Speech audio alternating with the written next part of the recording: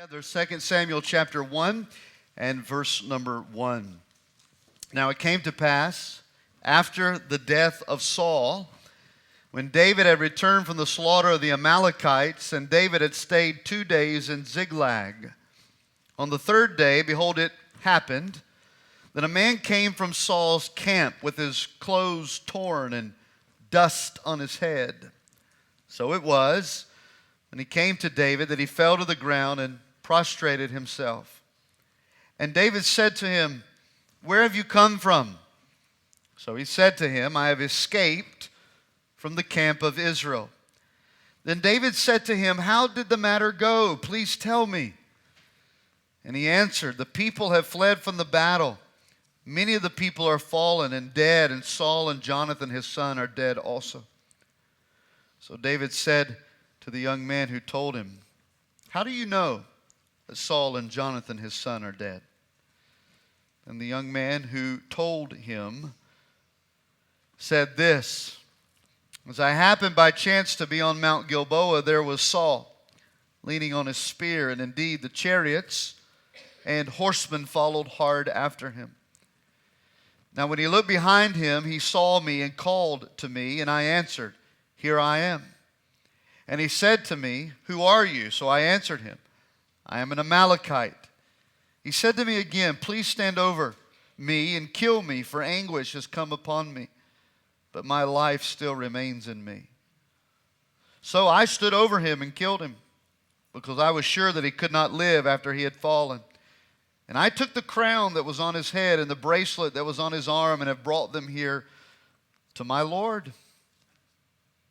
Therefore David took hold of his own clothes and tore them, and so did all the men who were with him. And they mourned and wept and fasted until evening for Saul and for Jonathan his son, for the people of the Lord and for the house of Israel, because they had fallen by the sword. Then David said to the young man who told him these things, "Where are you from?" And he answered, "I am the son of an alien, an immigrant, an Amalekite." So David said to him, "How was it you were not afraid to put forth your hand to destroy the Lord's anointed?" Then David called one of the young men and said, "Go near and execute him." And he struck him so that he died. So David said to him, "Your blood is on your own head, for your own mouth has testified against you, saying, 'I have killed the Lord's anointed.'" Then David lamented with this lamentation over Saul and over Jonathan his son, and he told them to teach the children of Judah the song of the bow. Indeed, it is written in the book of Jasher, "The beauty of Israel is slain on your high places. How the mighty have fallen. Tell it not in Gath, proclaim it not in the streets of Ashkelon. Lest the daughters of the Philistines rejoice, lest the daughters of the uncircumcised triumph. O mountains of Gilboa, let there be no dew nor rain upon you, nor fields of offerings, for the shield of the mighty is cast away there, the shield of Saul not anointed with oil. From the blood of the slain, from the fat of the mighty, the bow of Jonathan did not turn back, and the sword of Saul did not return empty. Saul and Jonathan were beloved and pleasant in their lives, and in their death they were not divided. They were swifter than eagles. They were stronger than lions. O daughters of Israel, weep over Saul, who clothed you in scarlet with luxury, who put ornaments of gold on your apparel.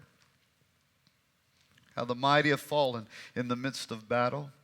Jonathan was slain in your high places. I am distressed for you, my brother Jonathan. You have been very pleasant to me. Your love to me was wonderful, surpassing the love of women. How the mighty have fallen, and the weapons of warfare perished." Verse 1 of 2 Samuel 1 says, "Now it came to pass after the death of Saul." After the death of Saul. That's the title of our study tonight. After the death of Saul. You see, the death of Saul was the final scene that you and I looked at together in the last chapter of 1 Samuel, chapter 31. Well, David and his mighty men were 100 miles away defeating the Amalekites. Saul and the men of Israel were being defeated by the Philistines. And there it was on Mount Gilboa, as the Philistines' pursuit became too much for them. Saul and his sons, including Jonathan, which was David's best friend, Saul and his sons, they died there on Mount Gilboa. Now, the account in chapter 31 of 1 Samuel details for us exactly what happened as provided for us by the narrator, by the writer here of 1 and 2 Samuel. Saul's sons, if you'll remember, were already dead. He was severely wounded and afraid of being captured and tortured by the Philistines. And so Saul begged his very own armor-bearer to come and to take his life. But his armor-bearer refused. So it was that 1 Samuel 31 then tells us that Saul fell on his own sword. That is, he died by suicide. After which his armor-bearer then took his life also. And there on Mount Gilboa with David 100 miles away, nowhere near the events that are taking place here between the children of Israel and the Philistines, here was the tragic and brutal ending of Israel's first king. Now the question may arise to us this evening, why does all of this matter? What significance do these stories that we're studying in the Old Testament have any meaning in my life today? Well, frankly, it all points to Jesus. It all points to Jesus and his story. Remember, history with emphasis on the his, H-I-S. History is his story. All of these things matter because our knowledge of Jesus' story is what gives us the conviction of who he is and what he has done and how that God fulfilled his plan and purpose through giving us Jesus Christ, the perfect King, the King who rules and reigns today and is coming again to rule and reign on this earth. You see, all of these things are pointing us to the story of Jesus. And so while we may look into this death and this scene and this grief and lamentation, and we walk away wondering, what in the world does that practically have to do with me? It has everything to do with us as we come to know who God is and what he has done and the length that he has traveled in order to fulfill his purposes and promises in our lives. And so it is that we continue forward in 2 Samuel together. I've put together just 3 simple points to identify the events of chapter 1. And here's the first one. Number 1, we see a serious miscalculation. A serious miscalculation. Now, it's important to note here that David is not yet aware of Saul's death. All right, we're aware of it. We know about it because we just read it in 1 Samuel chapter 31. But in the sequence of time, David is not yet aware of it. He's actually, according to verse 1 here, been in Ziklag. And there it is. He's been fighting his own battle against the Amalekites. Of course, he was aware of the conflict that was taking place, and we discovered that back in chapter 28, 29, 30, toward the end of 1 Samuel. David is obviously aware of the Philistine attack against Saul and his people, but he didn't yet know the outcome of it. And here he is in Ziklag, waiting evidently to hear the news of what has transpired. And verse 2, look at it there with me, says that on the 3rd day, this evidently means 3 days after the battle that David had won in defeating the Amalekites, on the 3rd day there in Ziklag, behold, it happened that a man came from Saul's camp with his clothes torn and dust on his head. And so it was when he came to David that he fell to the ground and prostrated himself. So all of a sudden we have this surprising arrival of a man whose appearance signifies one who is mourning. And that is what we get here when we see him coming to David with his clothes torn and dust on his head. These were the ceremonial rites that people would go through to display externally the inward grief and sorrow and death that perhaps they were mourning. Of course, all of that, as David perceived it, signaled bad news. When he saw the man coming in the appearance that he was, David had to be thinking to himself, this can't be good. This can't be good. So David asked the man a series of questions. We find the first question in verse number 3. The first question he asks is this: where have you come from? Of course, you see it there in your Bibles. The man responds, I have escaped from the camp of Israel. Now, the first thing that I wrote down as I'm studying this together is, why in the world did he say that he escaped? He could have easily said that I came from the camp of Israel, and we know by the narrator's voice here that he did come from the camp of Israel. But why is it that he told David that he escaped from the camp of Israel?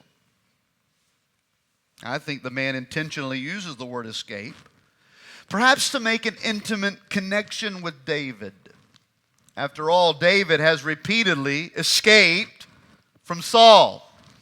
Over and over again, David is just one place to the next, escaping from Saul, escaping from Saul, escaping from Saul. What was it, in fact, that this man was trying to put himself on David's side of any potential strain that still existed between David and his men and Saul's men? So that's how he begins the interaction. I have escaped. I've gotten out safely from Saul's camp. Of course, David then follows that up with a second question, verse 4. Well, please tell me, how did the matter go? How did it go? Please tell me. You can almost sense the urgency here on David's part. He's not sitting back casually just hoping to catch bits and pieces. No, he's saying, please sit down. Let's clean this guy up. Let's get him something to drink. I want you to tell me everything. Tell me everything. Please tell me what's going on there between Saul and Israel and the Philistines. Of course, the man responds in verse 4. He said, the people have fled from the battle.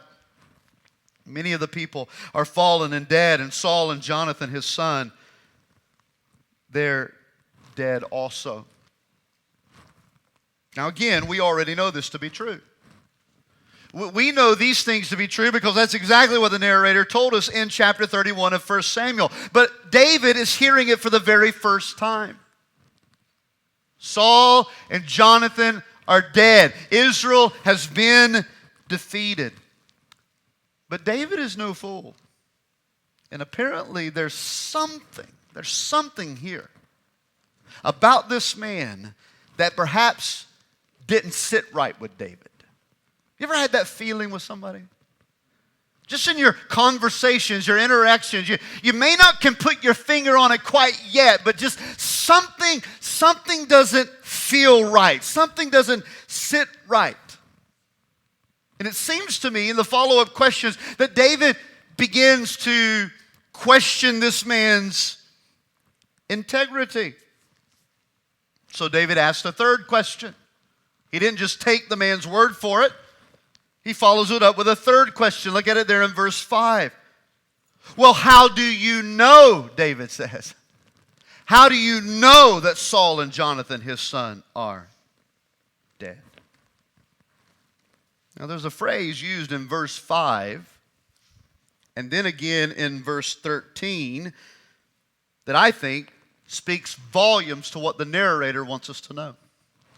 You see the phrase there in verse 5? It says, so David said to the young man, look at the next three words, who told him. All right? You see it again in verse 13. So David said to the young man who told him. There's an inference here. He's saying, this is what David said to the man who told him these things. These things.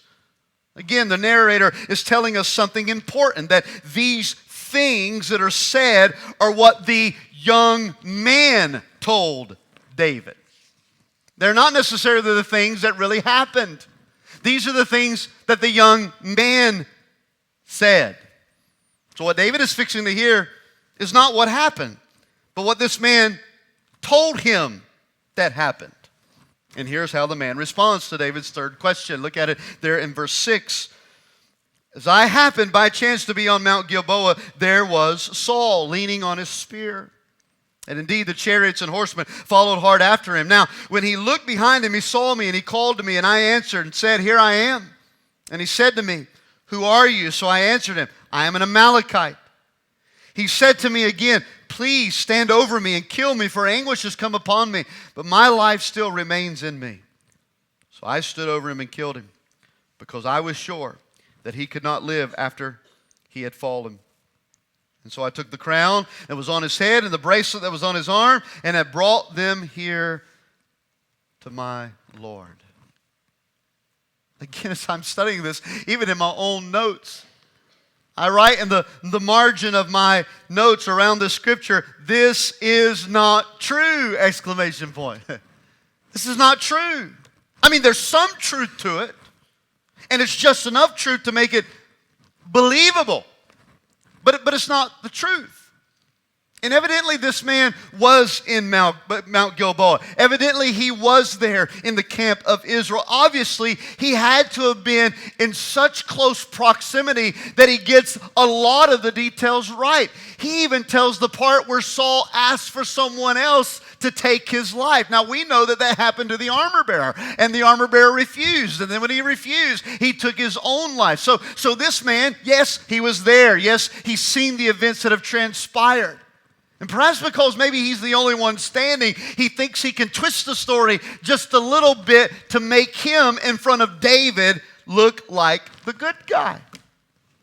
At least that's what appears to me. It would appear that this man thinks that his report will settle well on David's ears. In fact, the idea that he claims to have provided Saul a dignified death further drives this man to think that David maybe will even promote him in David's new kingdom. After all, he's the first one to acknowledge David as the new king. He brought him the crown, the bracelet. He's fallen on his face before him, prostrate, and he's calling him my Lord. And here he is. He's the one responsible for killing Saul, so he said. He's brought David the crown. He's calling him my Lord. John Calvin said of this man, he was an insincere flatterer. An insincere flatterer. He truly believed that he would benefit by putting himself in this positive light toward David. But as we will continue to see, which is the header of the first point, it was a serious miscalculation. A serious miscalculation. Because David's wisdom had concluded that this man was a fool. That he was not being honest. And that he had no integrity. In fact, we'll see it in the coming weeks when you fast forward to 2 Samuel chapter 4 and verse 10. David is rehearsing how that he discovered the news. And here's what David said in chapter 4. Someone told me, of course we know that to be the man that we're reading about here in chapter 1. Someone told me, David said, look, Saul is dead, thinking to have brought me good news. David was convinced of their death, no doubt. But he wasn't buying this man's story. Now, the next two verses are hard to place in the timeline when we come to verse 11 and 12. Did it happen immediately, or are they connected to the lamentation that we'll look at in verse 17? I only bring that up because sometimes in these Old Testament narratives, you will find that the narrator will bring about an emotion to the forefront of the story just to show us, in this case, the dramatic hit that this kind of news brings about emotions in a person. Though it's possible that these details in verses 11 and 12 didn't happen right there at that moment. It could be tied later on. Either way, what we do see here is that it has a profound impact on our understanding of David's heart towards Saul and Jonathan's death. Of course, if what happened in verse 11 and 12, and I'm going to read it in a moment, if what happened in verse 11 and 12 did happen immediately, can you imagine for a moment just how this young man began to feel as he witnessed this right before his very eyes? Well, let me show you what happened in verse 11, and then we'll look at it further. Verse 11 says, "Therefore David took hold of his own clothes and tore them, and so did all the men who were with him. And they mourned and wept and fasted until evening for Saul and for Jonathan his son, for the people of the Lord and for the house of Israel, because they had fallen by the sword." It's an expression of true grief. Now, the reason why I say, can you imagine if this happened immediately after the man told him his side of the story? I bet he was surprised, to say the least, to find out that David is not responding to his story the way that he thought David would.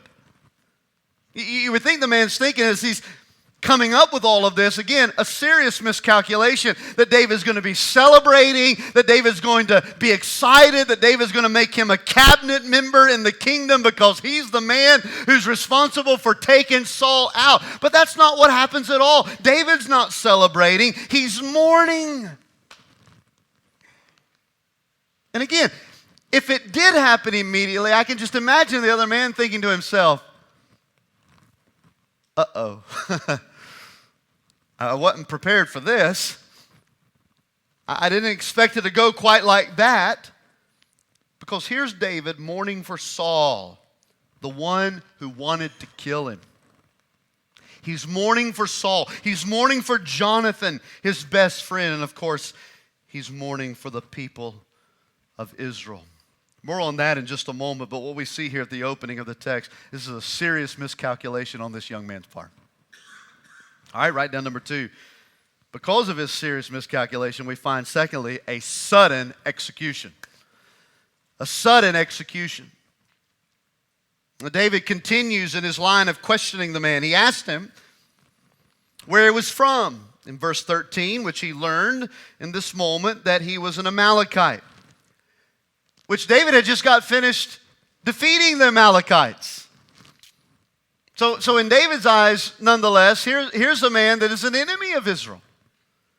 Perhaps he's coming in incognito, trying to pervade the people. Who knows what this man is up to? Well, he finds out he's an Amalekite, and then he asks him in verse 14, look at it.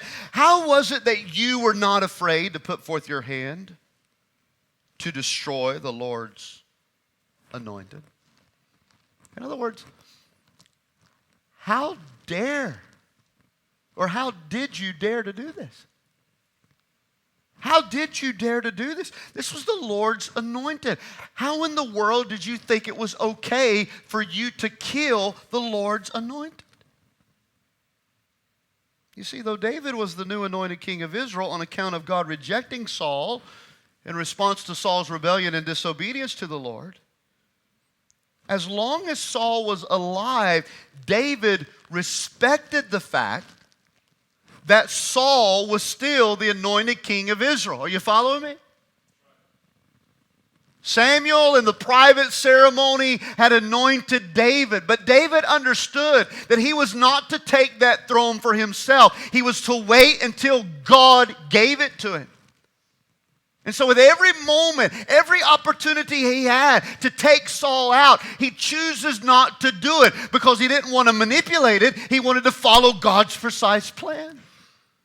Therefore, over and over again, David absolutely refused even of himself to take the head of the Lord's anointed. This was a big deal to David. And as long as Saul was alive, he respected the fact that the throne belonged to him, that he was still the anointed king of Israel. Again, we've seen it over and over again. David consistently refused to do Saul any harm because of who he was. And who was he? The Lord's anointed. The one chosen to represent him. That's what is meant by the phrase, the Lord's anointed, the one chosen to represent him. It was repulsive to David and an assault on God for this man to claim that he killed the one who represents God, the one who is the Lord's anointed. Now, David knew that this man had just claimed to kill him, and that by claiming to kill him, he thought that he would gain favor now with David, the new king. But what he had seriously miscalculated was the righteousness of David and the faithfulness of David. So his consequence was sudden and it was severe. Look at it there in verse 15. Then David called one of the young men and said, "Go near and execute him." You say, "Well, Pastor, David didn't even give him an opportunity to respond." Well, what he had done even didn't merit a response. The facts were clear. He claimed that he had done this. David looks deeper and finds out there's a greater problem here. And so verse 15, he tells his man, "Go and execute him." And he struck him so that he died. And here's what David said to him while this is happening. "Your blood is on your own head, for your own mouth has testified against you, saying, I have killed the Lord's anointed." Now, I want you to think about something with me before we move on to this final section. No wrongdoing will ever bring your life a benefit worth having. I want you to think about that for a moment, because that's what this man seriously miscalculated. A little bit of falsehood, a small lapse in integrity is worth the benefit that will come when David believes this story. But what we are reminded is the great law of reaping and sowing.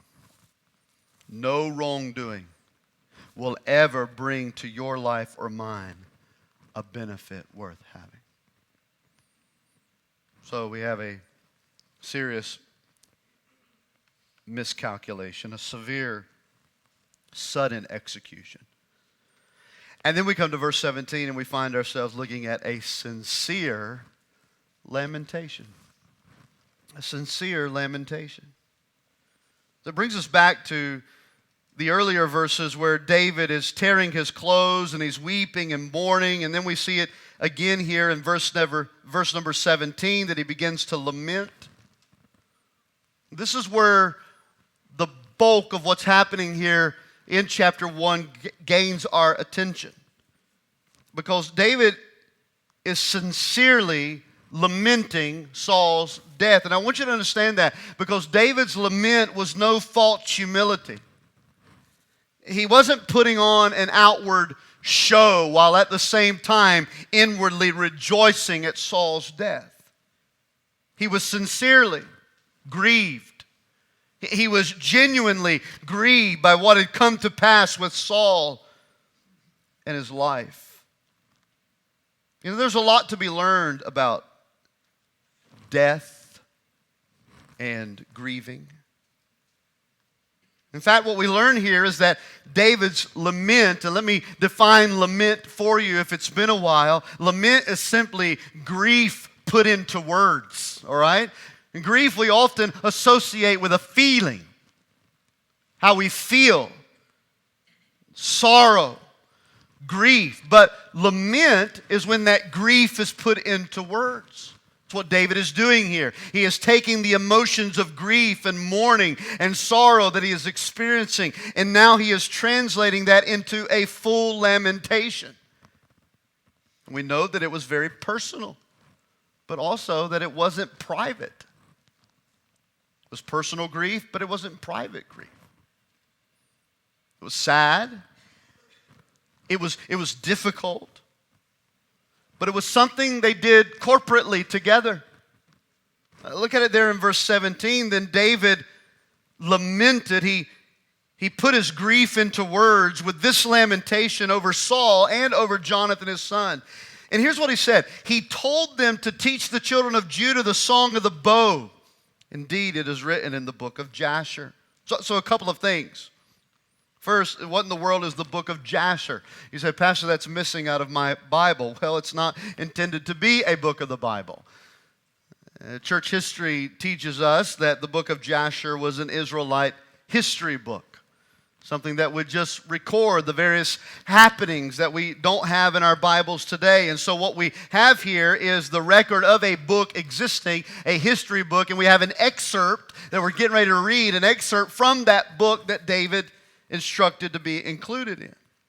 So that's what the book of Jasher is. We also see it mentioning, I believe, in the book of Ezra, but I could be wrong about that. It is mentioned in another Old Testament book, but don't take my word for it which one it is yet. Look it up for yourself, all right? Here's the second thing that I note. Teaching people to lament was a priority for David. The first act of the new king was to teach the people through poetry and song how to grieve the death of others. Now, he didn't go on a campaign march outlining that would happen in his first day in office. We often hear those things, right? In my first 30 days, I'm going to do this and this and this and this. My first day in office, I'm going to sign this and this. There's no campaign march by David saying that his first day as king, he's going to teach us all how to cry. But that certainly was his first act. It was a priority. He wanted his people to learn the gift of mourning, grief. Now, I'm not sure we fully grasp the significance of lamenting. How that grief and lament is to be a part of our human experience. We kind of want to rush through the pain. Just get through this as much as I can. That's why we don't want to talk about it. Hurts too much. We don't share it with others. Let's get through it as quick as we can. At times we can even become impatient with the mourning of others. We say things, at least to ourselves. Well, shouldn't she be getting over this by now? I mean, her husband's been gone for X amount of years now. You'd think she'd move beyond it. Well, didn't that happen 10, 15, 20 years ago? And she's still mourning her child's loss? May God help us as a church family to be patient with the grief and lament that others experience. Grief is deep, and it can be ongoing. There are days when people experience significant grief that they're feeling fine. And then 3 days later, it is back down in the pits of lament once again. Thankfully, the Bible teaches us through the Psalms and other portions of Scripture like this one how to express our grief and how it is that we need to grieve with others. I think that's why we've done an injustice. And when I say we, I'm talking about the modern evangelical church today, where the entire worship program is centered around jumping up and down and excitement and joy. But then the average person who's hurting and mourning and grieving walks into that environment and they cannot relate. Why is everybody so happy all the time? I'm hurting. I've lost. I'm experiencing pain. We've done an injustice in not teaching the biblical balance of what Christ teaches us to follow in worship. That the majority of the Psalms were not Psalms of praise. The majority of the Psalms are Psalms of lament. Songs that they sung grieving loss, mourning sin, sorrowful over life's circumstances. And that is to be just as much a part of our worship as it is, oh, happy day. Do we really know how to grieve? Or are we still of the mind that we just don't want to talk about it? Do we really know how to lament? Or do we feel guilty that the grief is still there? I just noted a couple things just practically from this lament that obviously was important because David said write it down and teach it. So we have to look at it and learn from it because he wanted it to be taught to us. And let me give you these things as we kind of close this down tonight. How can we learn from this one lament? And look, this is just one of hundreds of laments in the Bible. I wrote down here, number one, acknowledge the tragedy of death. In our lament, in our grief, we need to acknowledge the tragedy of death, that death is indeed a tragedy. Look at what he says in verse 17. Then David lamented with his lamentation over Saul, over Jonathan, and he told them to teach the children of Judah the son of the bow. Indeed, it is written in the book of Jasher, the beauty of Israel is slain on your high places, how the mighty have fallen. How the mighty have fallen. I think this is why we even shy away from in funerals. I have done so many of them through the years that it seems like everybody wants to change the terminology of what's actually happened. Well, our brother has moved on. It's true. He's relocated. He's at rest. She's sleeping. All of that is true. But the reality is they have died. They have died. What once was is now no more. That's why it's tragic. Whether it was someone we lived our entire lives with or a baby in the womb that we never got to meet. It's tragic. And it's painful. It's why we weep. It's why certain things can trigger those emotions of the memories that we once had. You know, it's Christmas, right? And you remember them sitting in the seat, or you remember that tradition that they did, and it all comes back again, right? It's the grief. It's the tragedy of death. It's why we feel lost. It's why mourning swells up inside of us, and it's okay to acknowledge that. Death stinks. It's painful. It hurts. It is a tragedy when we experience. It's not something we need to rush by and put it on the calendar or skip the funeral altogether. No, God calls us to weep and grieve.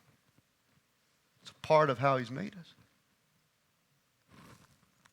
Nicholas Walter Storff, a Yale professor of philosophy and theology, he wrote a book called The Lament for a Son. Lament for a Son. It articulates the story of his oldest child, whose name was Eric. He died at the age of 25 in a climbing accident. And so his father wrote about it. And here's a quote from the book. He writes, "It is the neverness that is so painful." Now, I don't know if neverness is a word, but it came from a Yale professor, and so we're going to roll with it. He said it's the neverness that is so painful. The neverness. Never again to be with us.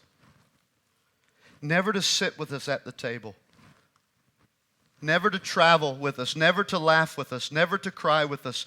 Never to embrace us as he leaves for school. Never to see his brother and sister marry. All the rest of our lives we must live without him. Only our death can stop the pain of his death. The Bible's unashamed of mourning, church. In fact, it instructs us to mourn. What about the resurrection? We just celebrated the resurrection. Look, we understand the resurrection.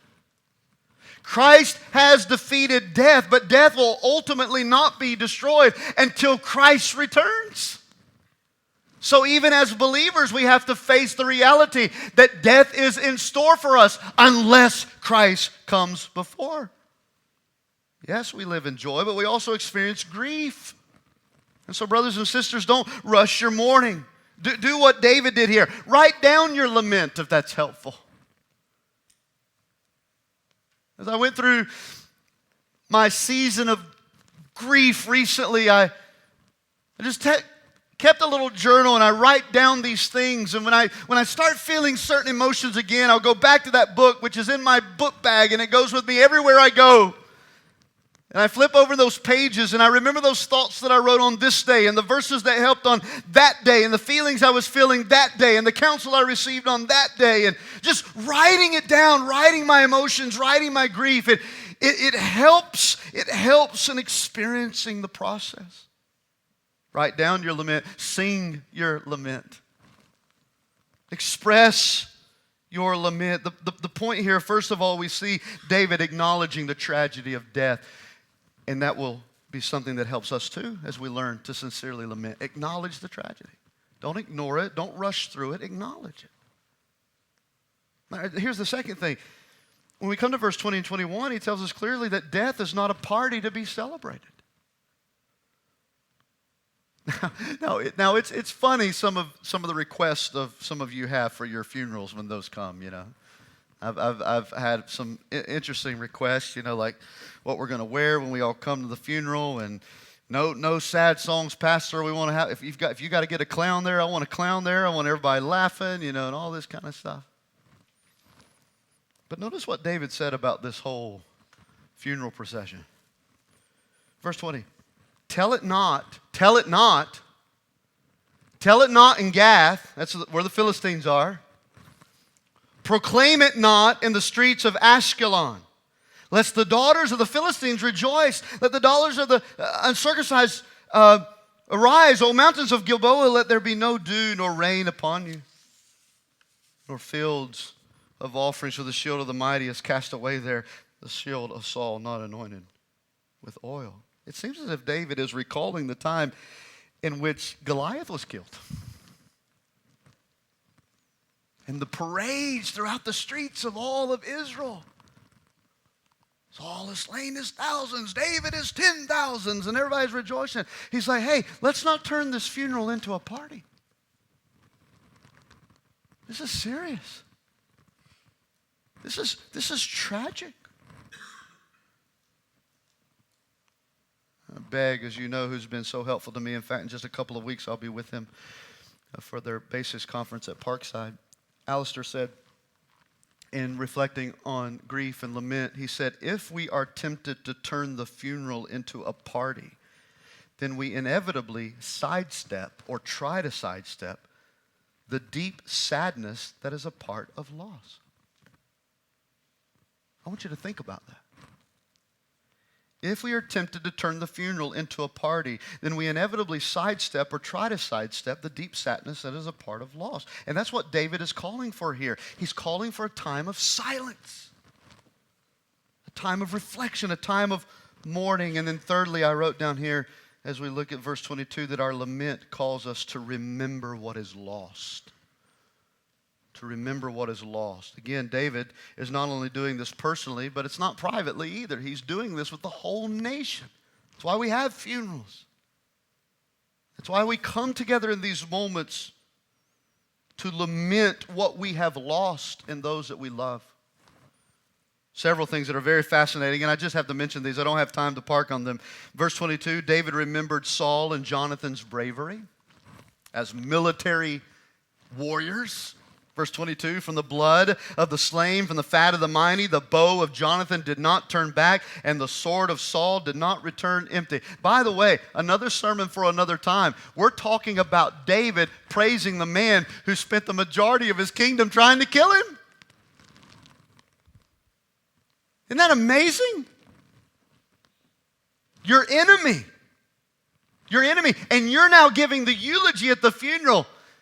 And he's being completely praiseworthy and finding the good in Saul. Wow. He remembers Saul not for trying to take his life. He remembers him for the bravery that he fought in battle. David remembered Saul and Jonathan's loyalty to one another. Verse 23. Saul and Jonathan were beloved and pleasant in their lives, and in their death they were not divided. They were swifter than eagles, they were stronger than lions. Now that is not inconsistent with the times that Jonathan stood up for David against his own father. But what you have to respect about Jonathan is after all Saul did to attempt to execute his son-in-law David, Jonathan's brother-in-law, Jonathan's best friend, they hear Jonathan, his son, is there dying with him on the battlefield.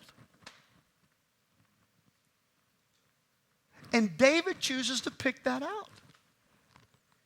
Yes, they had their disagreements, but they were loyal. They were loyal. And then David remembered the good that Saul had done. The good that Saul had done. Look at it, verse 24. O daughters of Israel, weep over Saul, who clothed you in scarlet with luxury, who put ornaments of gold on your apparel. Now, this is not one of those things where he's coming to the funeral and everybody in the room knows this guy was a disaster, and so David's going to just kind of, fluff it up a little bit to make sure everything's nice and kind. No. He's sincerely doing this. For there were moments that Saul did good for Israel, and he acknowledges it. The main lament closes with David expressing his deep love for Jonathan. He was crushed by Jonathan's death. Look at verse 25. How the mighty have fallen. 3 times he mentions that phrase, by the way. Again, acknowledging the tragedy of death. How the mighty have fallen in the midst of battle. Jonathan was slain in your high places. I am distressed for you, my brother Jonathan. You have been very pleasant to me. Your love to me was wonderful, surpassing the love of women. How the mighty have fallen, and the weapons of war perished.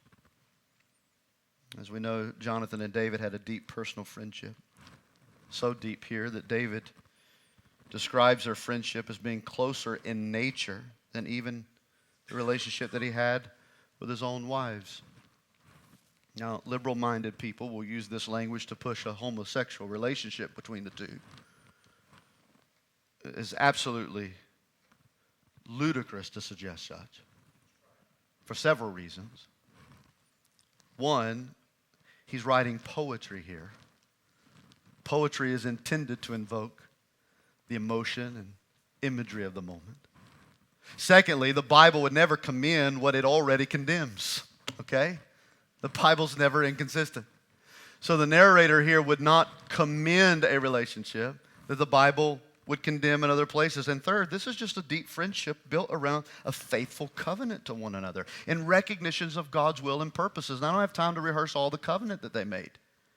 And you could take this 2 ways, that this feeling, was it an imagery? Is it an imagery of our relationship with Christ as David represents the Messiah for us in the Lord Jesus Christ? That our relationship with the Messiah is to be deeper and greater than any relationship we have here on earth, even our own relationship with our spouse? Perhaps that's the imagery that he's trying to display for us. I don't know. As one commentator said, well, if you look at his marriage record, he didn't have a good marriage anyway.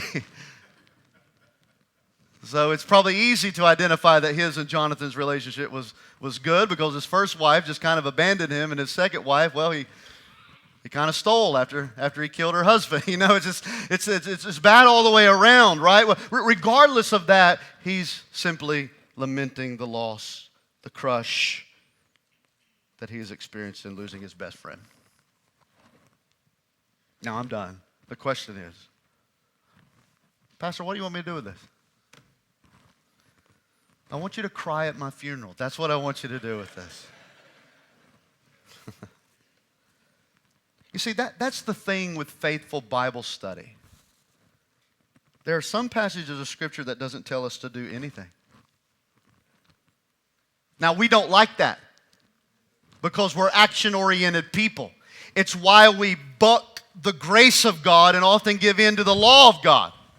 Because we want you to give us 1, 2, 3, repeat after me, Pastor, this is what I got to do. And if I do these 3 things, everything's... But the Bible isn't always laid out that way. The Bible's not always telling us to do something. Sometimes it just wants us to gaze into a passage of Scripture and see the greatness of God. Now, with that being said, I do want to leave you with 2 takeaways. One, the young man who came to David was a fool. Okay?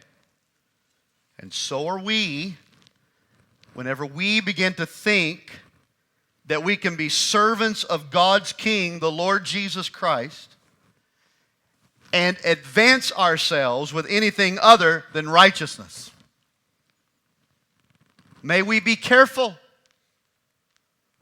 through selfish ambition not to put ourselves in places in unrighteous ways. There's a New Testament verse for that. Philippians chapter 2 and verse 3. Let nothing be done through selfish ambition. Nothing. That's what this man was doing. Selfish ambition is what took his own life. All right? So let's learn from that. Here's the second thing, and we'll pray. Christians are to be better at joy and better at crying than anybody else in the entire universe. As we experience loss and the tragedy of death, let us grieve and lament, while at the same time looking forward with joy to King Jesus, who is one day coming to wipe away all of our tears and to bring us to a new heaven and a new earth where death will be no more. So cry, rejoice, experience that which is a part of our human nature. For all of it falls in line with His greater purposes. Psalm 35, weeping may endure for a night, but joy does come in the morning. So for those of you who are weeping the loss of someone you've lost recently, or the death of someone years gone by, weeping and sorrow and lament and grief may be a regular part of your life today. But fullness of joy is coming. And we look for that in the perfect King. Not David. Certainly not Saul. But in Jesus Christ. Let's stand together for prayer this evening.